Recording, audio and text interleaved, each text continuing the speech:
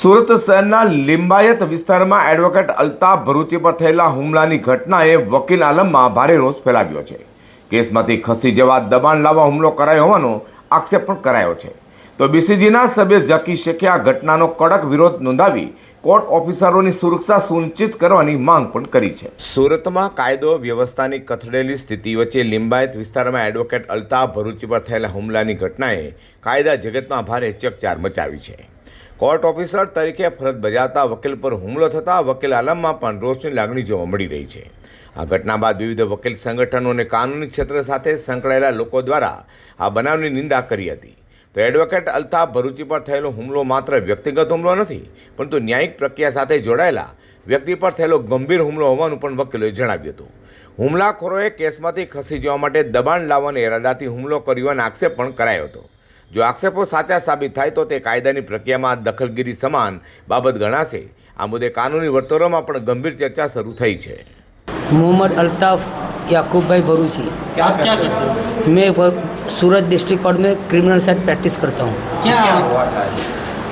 हमारे मोहल्ले survey number 41-2 और सर्वे नंबर 43 शास्त्री चौक लिंबायत में एक जगह रस्ते उपरास किए, तो मोहल्ले वालों ने 2 साल पहले जो है तो इनके ऊपर हमारे मोहल्ले में सर्वे नंबर 43 में मेरे घर से पाँचवा घर है, प्लॉट नंबर 31 में वो लोग रहते हैं। इमरान इलियास पटेल, अफजल इलियास पटेल और अनवर इलियास पटेल, ये लोग ने जो है तो इस जगह का इमरान इलियास पटेल ने बोगस बनावटी दस्तावेज बना दिया रास्ता वपरास की जगह। तो उसके लिए हारून आदम काकू जी ने फरियाद किया था लैंड ग्रेबिंग की कलेक्टर में। उसकी तपास लिंबायत ने पूरी करके कलेक्टर में भिजवा दी है।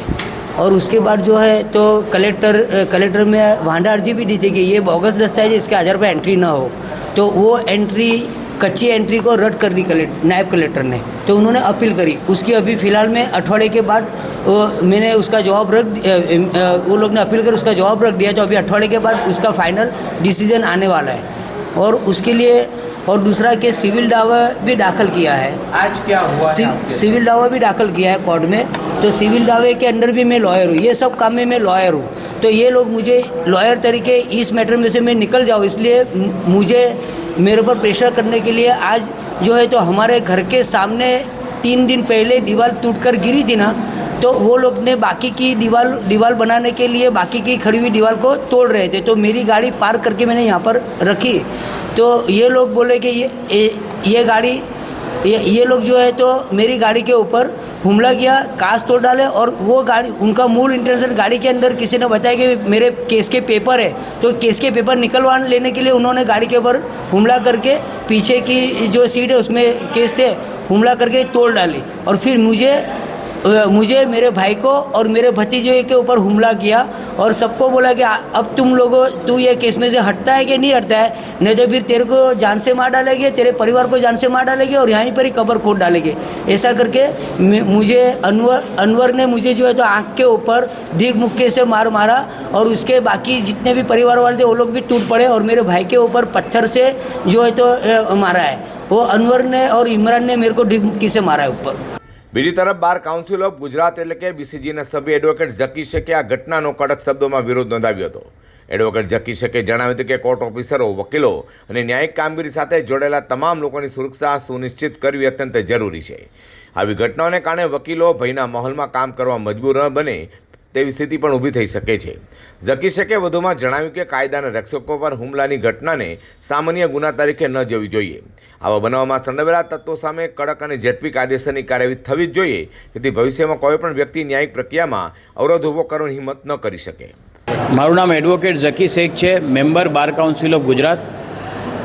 આજરોજ અલ્તાફભાઈ પટેલ અમારા એડવોકેટ જે સુરત ખાતે પ્રેક્ટિસ કરે છે તે એક કેસમાં વકીલ તરીકે હાજર રહે છે અને તે કેસની અંદરના પક્ષકારોએ એમની સાથે પૂર્વગ્રહ અને દાજ રાખી અને પાર્કિંગની બાબતનો ઇસ્યુ બનાવી તેમને માથામાં લાકડાના ફટકા મારી અને ઈજાઓ પહોંચાડે છે અને તેમની ગાડીના કાચ તોડેલ છે અને કેસના પેપરો પણ ત્યાંથી ઝૂંટાવવાનો પ્રયત્ન કરેલ છે અને અમારા વકીલશ્રીને વકીલ કેસમાંથી ખસી જવા માટેનું ધાકધમકીઓ તથા જાનથી મારી નાખવાની ધાકધમકીઓ પણ આપેલ છે।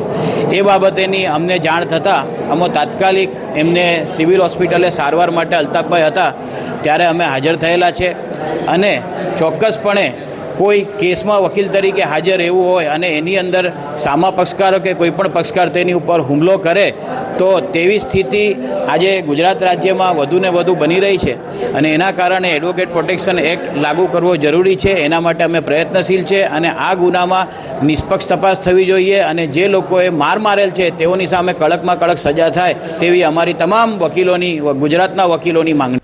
આ સમગ્ર ઘટનાને લઈને વકીલ આલમમાં ભારે રોષ જોવા મળી રહ્યો છે. અનેક વકીલોએ આરોપીઓની તાત્કાલિક ધરપકડ કરવાની માંગ સાથે વકીલોની સુરક્ષા માટે અસરકારક વ્યવસ્થા ઊભી કરવાની માંગણી કરી છે. હવે આ મામલે પોલીસ તપાસ કઈ દિશામાં આગળ વધે છે અને જવાબદારો સામે શું કાર્યવાહી થાય છે तेना पर सबकी नज़र मंडाई है. एडवोकेट जकी साहब का फ़ोन आया मुझे 1 घंटे पहले. उन्होंने मुझे बताया कि ऐसा अल्ताफ भरूची एडवोकेट के साथ हुआ है. ये आम एकदम आजकल आम हो गया है. हम लोग आपके प्रोटेक्शन के लिए लड़ते हैं, हम कानून की हिफाजत के लिए लड़ते हैं और ऊपर से हमारे पर हमला होता है. तो अब ये ज़रूरी है और मैं अब इस बार कहता हूँ इनको, ये यहाँ पे मेंबर है हमारे BCJ के ऑलरेडी, कि अब एडवोकेट्स प्रोटेक्शन एक्ट जो है उसको नाफिज करना, उसका इम्प्लीमेंटेशन होना बहुत ज़रूरी हो गया है. नहीं तो इस तरह से, जिस तरह से सफ़ेद कोट वालों का प्रोटेक्शन में है, डॉक्टर साहब का प्रोटेक्शन हुआ है, उसी तरह से एक जो कानून की रक्षा करने वाला व्यक्ति है, जो कोर्ट का ऑफिसर माना जाता है, जो कानून के लिए आपके हर वक्त आपके लिए खड़ा रहता है, उसकी अगर हिफाजत नहीं होगी तो वो किस तरह से आपकी प्रोटेक्शन करेगा. आपको, आप इनसे भी जाने ये बात को कि जकी साहब आप बताएं कि आप इसके मामले में हमारी बात आगे BCG तक भी पहुंचाए और आगे बार काउंसिल ऑफ इंडिया तक भी पहुंचाए ये बात को. लिंबायतમાં એડવોકેટ અલ્તાફ ભરૂચી પર થયેલા હુમલાએ ફરી એકવાર વકીલોની સુરક્ષાનો મુદ્દો ચર્ચાના કેન્દ્રમાં લાવી દીધો છે. કેસમાંથી ખસી જવા, દબાણ લાવવાના આક્ષેપો વચ્ચે કાયદાના રક્ષકોને સુરક્ષા આપવાની માંગ વધુ પ્રબળ બની છે. તે સમગ્ર વકીલ આલમ આ ઘટના લઈને એકજૂટ થઈને કડક કાર્યની અપેક્ષા પણ વ્યક્ત કરી રહ્યા છે.